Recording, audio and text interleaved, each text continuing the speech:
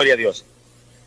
Vamos a comenzar con la conferencia sobre el tema de las señales de su venida. Gloria a Dios. Y ya antes de entrar en las señales específicamente, hay algo muy importante que el apóstol Pablo dice. Los creyentes tenemos que tenerlo en mente en esta época tan postrera, tan difícil y peligrosa en que vivimos. Y en Primera de Tesalonicenses, capítulo 5, verso 4, el apóstol Pablo dijo algo decisivo para la iglesia. Dijo: pero vosotros, hermanos, no estáis en tinieblas, para que ese día os sorprenda como ladrón. Porque vosotros sois hijos de la luz e hijos del día, no de la noche ni de las tinieblas. Así que Pablo nos da una voz de esperanza, de bendición, cuando nos asegura que ese día que viene no nos sorprenderá como ladrón a nosotros. Pero está hablándole a vosotros, hermanos, no al pueblo inconverso. El pueblo inconverso va a ser un susto grande. Sea bendito el Señor Jesús. Está hablando a los hermanos, gente convertida de corazón. Tampoco está hablando a ciertas ramificaciones evangélicas que no creen ni en la luz eléctrica. Está hablando a los hermanos, a la iglesia, al cuerpo de Jesucristo, que cree en todo lo que está en la Biblia. No nos sorprenderá ese día como ladrón. ¿Por qué? Bueno, lo que vamos a estudiar ahora nos muestra a nosotros cómo nos va a sorprender como ladrón si está en la Biblia escrito todo con una lámpara encendida para que supiéramos el tiempo. No sabemos el día ni la hora, pero sabríamos el tiempo cuando estaría a punto el Señor de regresar. Bendito sea Dios. Y entrando ahora en las señales específicamente, Apocalipsis capítulo 16, verso 12, vamos a ver el primer punto. Apocalipsis 16, verso 12.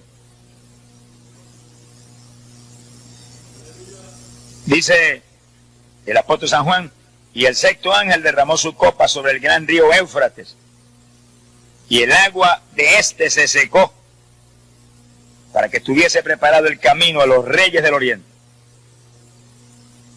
Primeramente, ¿el camino para qué? Al leer nosotros los próximos versículos vemos que viene la tercera guerra mundial ahí mismo, la batalla de Armagedón. Y para que los reyes del oriente pudieran entrar en Israel, que va a ser el epicentro de esa guerra mundial terrible, Dios va a secar el gran río Éufrates para que pasen en seco por ahí, hacia el interior del territorio de los judíos. Sea bendito el Señor Jesús. Ahora, lo interesante de esto es que al oriente de Israel, cuando terminó la Segunda Guerra Mundial, lo menos que había era ninguna potencia de renombre, nada. Todos esos países quedaron arruinados en esa guerra y no había nada ahí que se pudiera nombrar como una gran potencia como para entrar en la Tercera Guerra Mundial. Pero eso fue en la década del 40. Luego pasó la década del 50, la del 60, del 70 y empezaron a aparecer esos reyes del oriente. Y ahora mientras hablamos aquí, al este, el oriente es el este, al este de Israel está la China Roja, que es una de las naciones más poderosas militarmente hablando hoy en día. Y ahí está el Japón, que se ha levantado como un gigante, económicamente, políticamente, en todo sentido.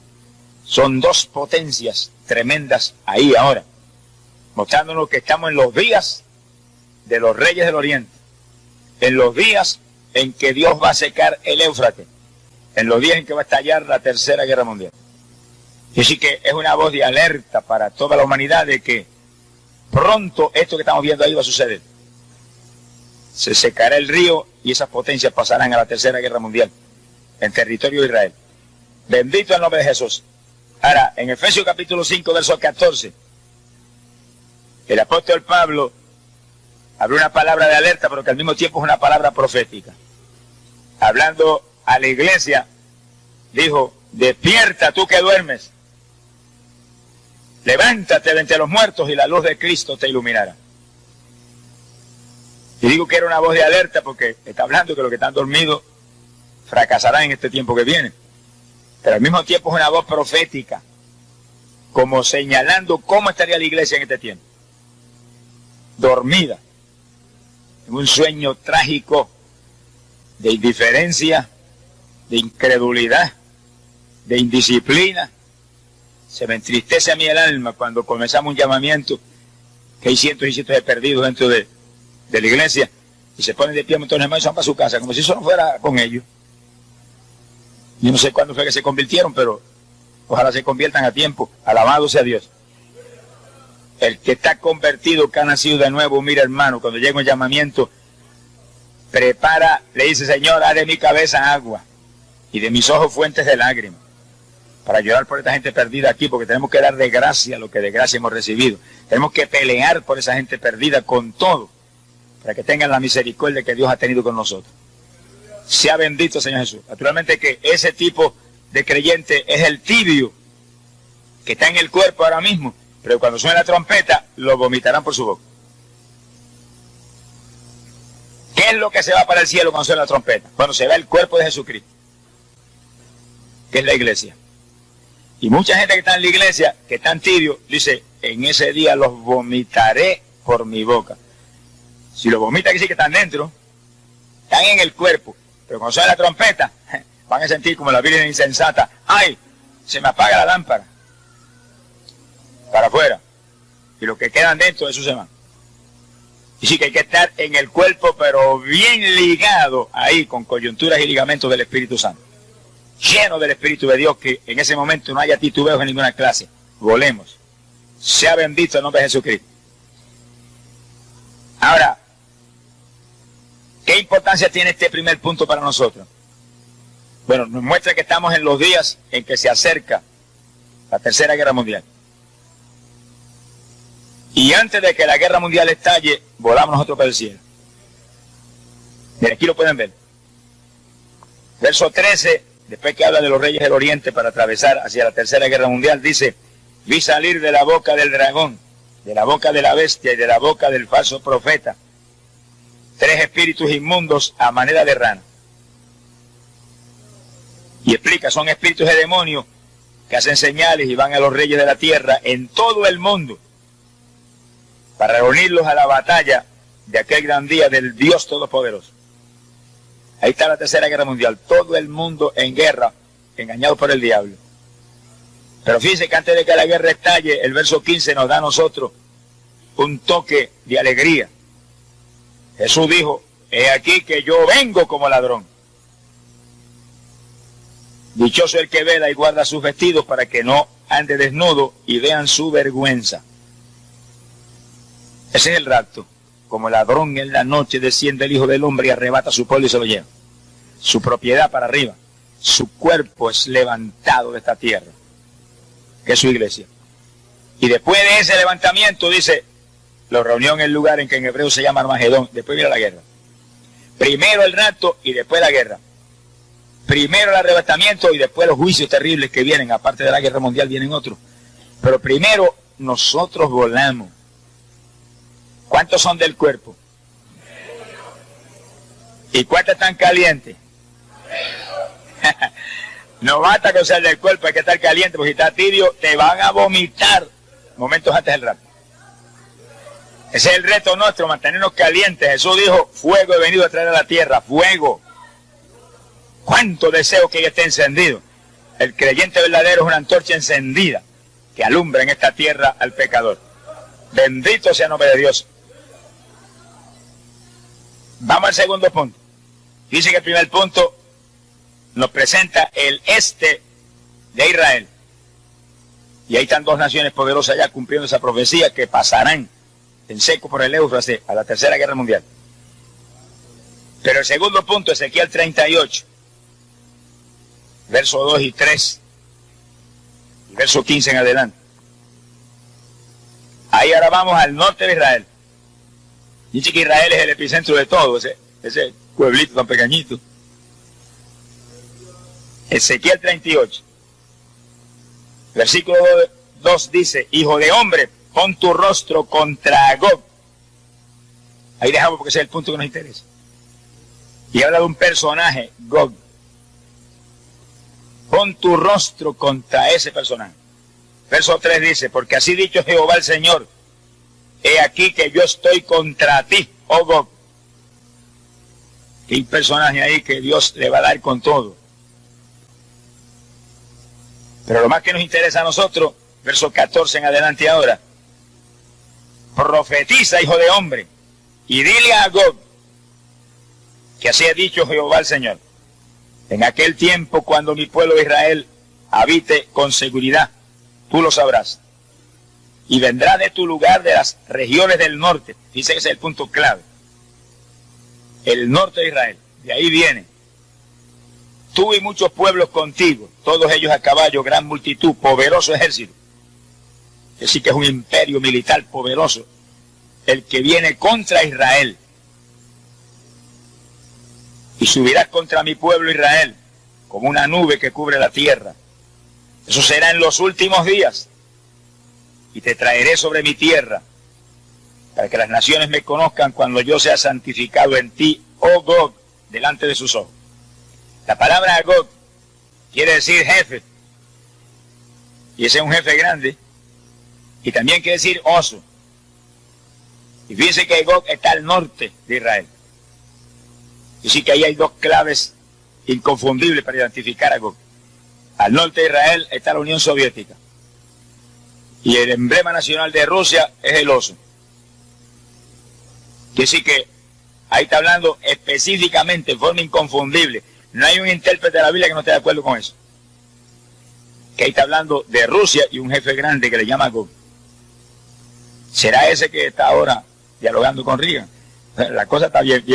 Dice, eso serán los últimos días, dice ahí. En los últimos días aparecería esa nación poderosa al norte de Israel. Y en los últimos días habría reyes poderosos al este de Israel. Ahí están. China y Japón al este, Rusia al norte. ¿Cuántos alaban al Señor? Así como se cumple la profecía y como Dios muestra que Él es Dios y que este no es el librito de la universidad, es el libro que vino del cielo. Alabado sea Dios. Porque lindo es escribir historia después que ocurre, pero escribirla antes de ocurrir como está aquí y la vemos ahora ante nuestros ojos, eso sí es grande. Que hace 2000 años habló de esos reyes del este, Juan, y en muchos miles de años anterior habló Ezequiel de una nación poderosa con un jefe, Gog, y un emblema nacional, el oso. Oiga, Ezequiel sabía mucho. Ezequiel no sabía nada, el que estaba con Ezequiel el que sabía mucho. Alabado sea Dios. Ezequiel, como todos esos profetas, eran gente humilde, y como era Pedro y Juan y Santiago, pero el que estaba en ellos ese es el que lo sabe todo. Es decir, que no es cuestión de usted, es cuestión de el que vive en nosotros. ¿Cuánto le aman? Y sí que ahí está, y Ezequiel dice, y esto será en los últimos días, dice el profeta. Y cuando ocurra eso, que está profetizado ahí, que descenderá del norte Rusia, invadirá Israel, ahí se provocará la tercera guerra mundial y los reyes del oriente aparecerán por el Éufrates, pasando en seco a través de ese río hacia esa guerra mundial. Del este, esas naciones poderosas, y del norte, Rusia. Pero eso no es todo el asunto. Vamos adelante, póngase el cinturón de seguridad y alabe a Dios. Vamos para adelante. Daniel 7:24. Aquí Daniel trae una de las profecías más extraordinarias y más complejas y más difíciles de cumplirse, pero lo difícil para Dios es tan fácil como usted respirar. Gloria al nombre de Jesús. Y Daniel profetiza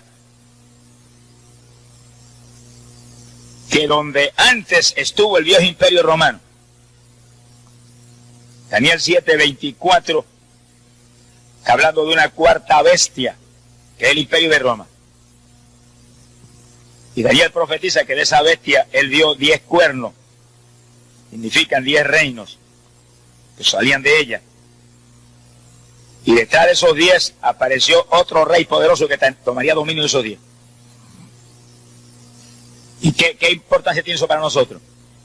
Bueno, el territorio geográfico que ocupó Roma en esos días en que Jesucristo estaba aquí ministrando en la tierra es lo que llamamos hoy en día la Europa Occidental. Que sí, que si estamos en los últimos días, ahí tiene que haber sucedido eso ahora mismo. Ahora mismo en la Europa Occidental está el mercado común europeo, donde 10 reinos se unieron. Y ahora últimamente se unió España y Portugal. Hay 12. Daniel dice que son 10, que sí, que 2 saldrán fuera y aparecerá ese hombre terrible que es el anticristo y tomará esos 10 reinos. Y dice cuando Daniel profetiza eso, hace más de 2000 años, 2500 años por ahí, que Daniel habló eso. Sin embargo, ahora vemos eso ahí cumplido en una forma increíble. Cuando predicamos ahí en Europa, ahora en octubre, pudimos ver nosotros lo que es el mercado común europeo. Esos reinos unidos como un solo pueblo. Y anunciando que pronto rompen todas las fronteras para hacer un solo país. Y poner un sistema monetario para todos.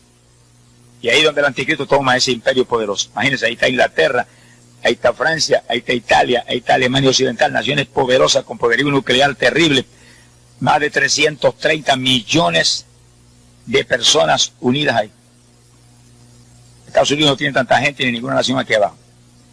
Pero esos 10 reinos sí tienen ese poder. Ese es el imperio del anticristo preparadito para que aparezca el hombre y lo tome.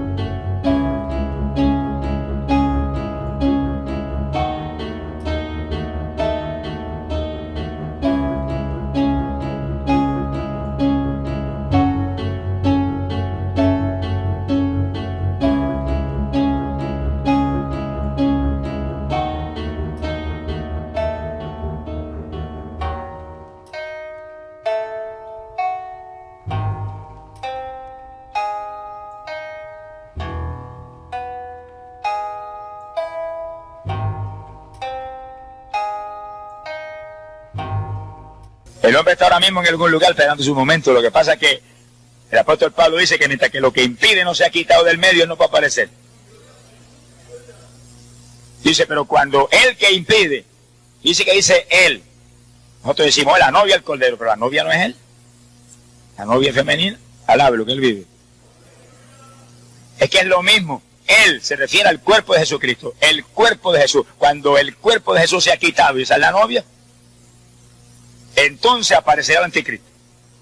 Primero el rapto y después aparece ese pájaro terrible. Sea bendito el nombre de Jesucristo. Pero su imperio está preparadito. Ahí está todo. Todo. Quiere decir que eso viene. Y ahí tenemos los 10 reinos de la Europa Occidental ahí unidos. Y al este de Israel, las 2 naciones poderosas, China y Japón. Y al norte, Rusia, con un jefe grande frente al imperio. Todo ante nuestros ojos cumplido, preparado el escenario para Armagedón. Pero también preparado el escenario para el arrebatamiento. Y viene el anticristo, pero Jesús viene primero. Y arrebata su pueblo y se lo lleva. El pueblo de Jesús está aquí. Y mira, el pueblo de Jesús esté aquí, no hay forma que el anticristo pueda aparecer. Está profetizado ahí, pero es algo evidente, claro. Si aparece ahora, tendría que pelear contra los creyentes del Evangelio. Y los creyentes del Evangelio tenemos autoridad total contra el diablo. Y sí que la daríamos contra el suelo en el nombre de Jesucristo. Ahora, hay de los que se queden cuando suene la trompeta, a eso sí que le va a dar con todo. Eso no es parte del estudio, pero lo sabemos porque hemos estado hablando de eso en los últimos días acá. Seguimos entonces con las señales. Daniel capítulo 12, verso 4. Otra de las señales extraordinarias, cumplidas en forma asombrosa, que nos gritan lo que Daniel mismo profetizó. Dice que un ángel visitó a Daniel y le dio esa profecía. Un ángel del cielo. Y le habló estas palabras en el verso 4, Daniel 12. Pero tú, Daniel, cierra las palabras y sella el libro. Esta palabra, anota, pero cierra y sella, que no es para ti. Dijo, porque es para el tiempo del fin. Para los últimos días. No era para Daniel, era para nosotros que estamos aquí reunidos hoy. Alabe lo que él vive. Muchos se moverán de aquí para allá. Y la ciencia será aumentada. Dos señales dejó. Primero la parte clave. La parte clave. La ciencia sería aumentada. Cumplimiento de esa profecía es algo realmente extraordinario, increíble. Cuando comenzó el siglo XX, cuando comenzó este siglo, ni siquiera había un avión, ni uno. Ni uno. Y cuando comenzó este siglo, mire, olvídese, radio, televisores, luz eléctrica, fonógrafo, todas esas cosas, eso era como un sueño. Sea bendito el Señor Jesucristo. Yo recuerdo cuando vivía en el campo, aquí en Camuy, ese campo que se llama Ciénaga, los años que vivimos sin luz eléctrica. No había luz eléctrica en el campo y no había carretera, un camino allí polvoreante. En este siglo, sin embargo, de pronto comenzó una revolución científica increíble y aparecieron los televisores, y aparecieron los radios, y aparecieron todo lo que hoy conocemos que es tan común para la humanidad. Ya el avión a principios del siglo fue descubierto, pero empezó a crecer el asunto de la aviación. Y ya aparecieron los aviones de motores, 2 motores y 4 motores. En uno de 4 motores fui yo a California desde aquí. Más perdido que el diablo. Y se cae el avión, mira yo para el infierno de nariz. Sea bendito Señor. A competir en una competencia de fisicultura. A California, a Oakland. Y eso fue en el 1952. 62, 72, 82, gracias a Dios por los dedos. 83, 84, 85, 87, 14 años es eso. 34 años es eso. Y no había aviones en retropropulsión todavía, 30 años atrás. En un cuadrimotor, que recuerdo cuando me montamos, uno que estaba allí, que me conocía en el deporte, me fortaleció en la fe. Me dijo, ten confianza, esos son unos burros, esos aviones son militares, eso no se cae. Yo digo, si se cae, pobre de mí. Sea bendito Señor Jesús. Que dice, cuando uno está en el mundo y uno no conoce al Señor, fíjense lo que uno se arriesga. Un viaje, 14 horas se tardaba ese viaje. Poniéndonos la vida que cualquier motor que falle se cayó y al infierno. ¿Qué sabía yo? Yo no, ni pensaba en el infierno, ni pensaba en nada de eso, pensaba en mi vida ahí perdido como estaba. Sea bendito Señor Jesús. Esa es la tragedia de la humanidad. Lo que pasa es que hoy en día hay 9, 10 o 12 emisoras bombardeando todo el tiempo la palabra de Dios aquí, y canal de televisión cristiano, y predicando arriba y abajo, y arriba y abajo. Y ahora tenemos la campaña ahí en Las Piedras, y estamos cubriendo el país. Anoche había 4 emisoras transmitiendo, antenoche 4 emisoras. Quiere decir que hoy en día la humanidad está recibiendo un impacto que en esa época no se veía tampoco. Eso es parte de esta profecía. La ciencia será aumentada, todas esas emisoras radiales. Y entonces por Radio Revelación llegamos a Canadá, a partes de Estados Unidos y República Dominicana por vía satélite. Eso fue lo que habló Daniel. La ciencia será aumentada. Eso no lo había, ni se pensaba en una cosa como esa. 30 o 35, 40 años atrás. Así que eso ha sido un movimiento explosivo, un movimiento sobrenatural. Gloria a Dios. Cohetes de retropropulsión. Aparecieron los aviones de retropropulsión y después las naves espaciales. Y fíjense que en la profecía de Daniel dice, la ciencia será aumentada, pero antes dijo, muchos se moverán de aquí para allá. Los hombres se moverían. Eso no es cualquier movimiento, tiene que ser una cosa sobrenatural para cumplir eso. Pues se movieron primero en aviones de retropropulsión a velocidades mayores que el sonido, por los aires, y después las naves espaciales hacia arriba hasta llegar a la Luna. Y ahora dice que pronto llegan a Marte. Y nosotros decimos, y nosotros cuando pasemos por Marte estamos empezando a subir. De ahí que vamos a subir en grande. Alabado sea Dios.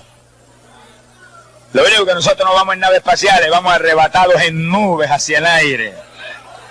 Sentaditos en nubes para ver con libertad toda esa inmensidad que papá creó y gozarnos de la creación.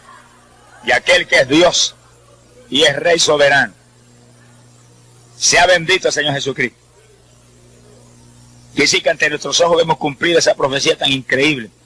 Y ahora, con el invento increíble, ¿verdad? El descubrimiento de poner satélites allá arriba y transmisores de radio y televisión en esos satélites, pues ya con una transmisión cubren prácticamente la mitad de la Tierra, pero ellos dicen que pronto cubren la Tierra completa con una sola transmisión.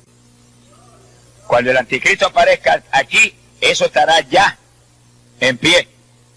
Porque hay profecías en la Biblia que muestran que solamente la televisión mundial puede cumplirla. Una vez nosotros volemos y vayamos hacia el cielo y entremos allá en fiesta, el Señor va a enviar 2 profetas aquí abajo. Uno sabemos que es Elías, del otro no quiero tocar el asunto. Pero hay otro más, que dice que convierte las aguas en sangre y derrama plagas sobre la tierra. Y esos 2 profetas le anunciarán a Israel el engaño del anticristo y el Mesías que viene. Y el anticristo los ataca y los mata. Leemos el Apocalipsis, que eso es más interesante de cualquier novelita de esa basura que va. Alabe lo que él vive. Pero cuando el anticristo los mata, los deja ahí tirados en la plaza, no permite que nadie los entierre. Fíjense la sagacidad del diablo. Cuando Jesús murió, lo enterraron, al tercer día resucitó, y dijeron resucitó. Y los satélites de los fariseos dijeron, no, se robaron el cuerpo, y ahí hubo esa controversia. El anticristo dice, para que no haya controversia ahora, los voy a dejar ahí, que se pudran ahí en la plaza esa, que la gente vea que se murieron de verdad. Pero el tercer día Dios se los resucita, entonces delante de todo el mundo, dice, y lo ven de todos los pueblos, naciones y lenguas.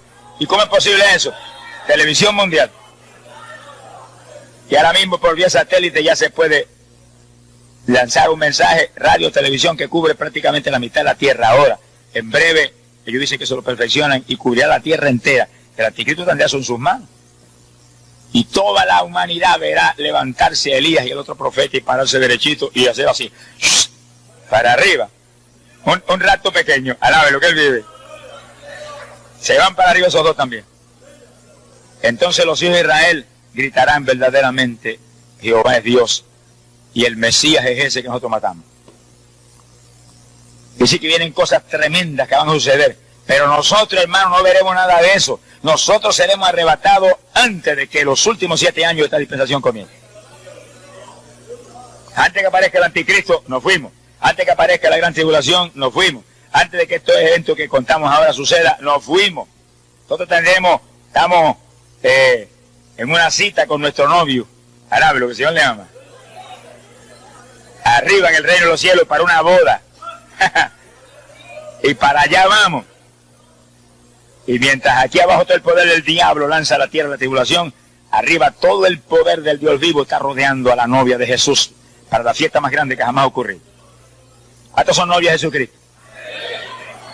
¿Cuántos se atreven a levantar la mano y decir, yo soy novia tuya, soy novia tuya, soy novia, ¡ay, Samaya, soy novia tuya! ¡Amén! Bendito sea Dios.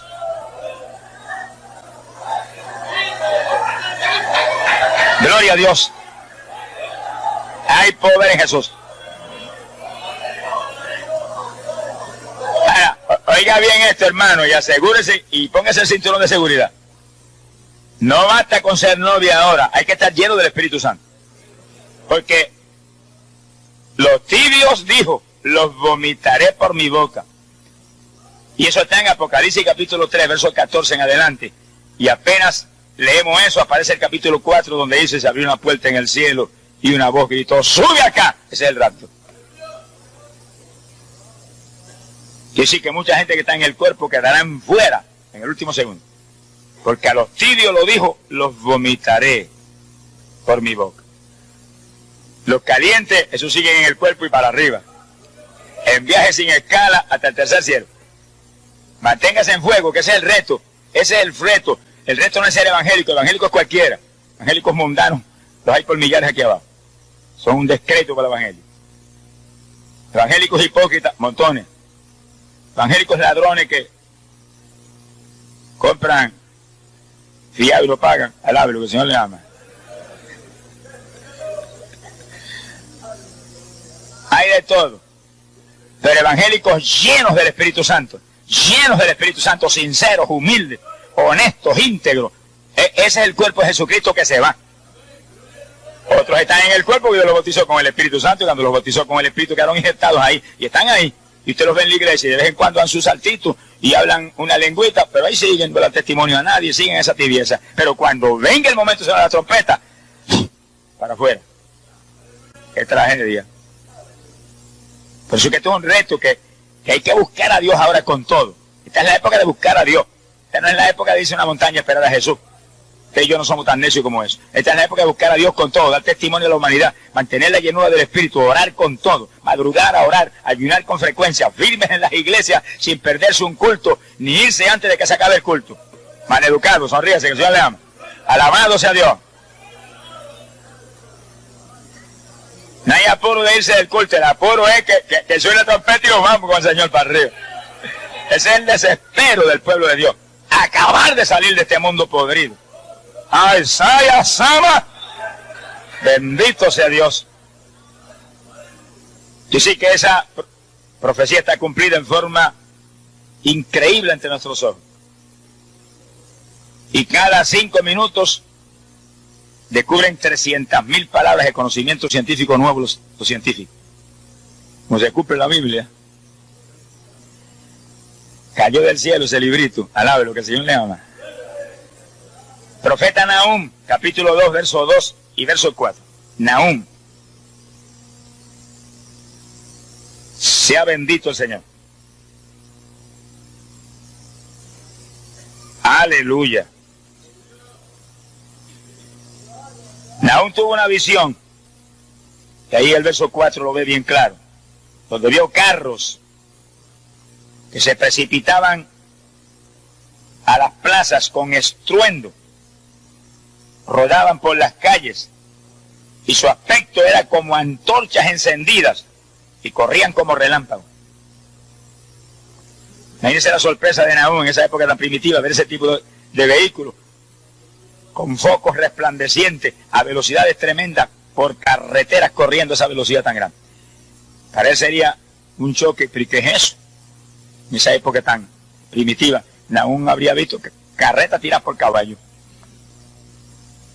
Sin embargo, lo vio en visión. Ahora, ¿cuándo aparecerían esos carros? Bueno, esa es la parte importante para nosotros. Aquí en el versículo 2, Nahum capítulo 2, dice, Jehová restaurará la gloria de Jacob como la gloria de Israel.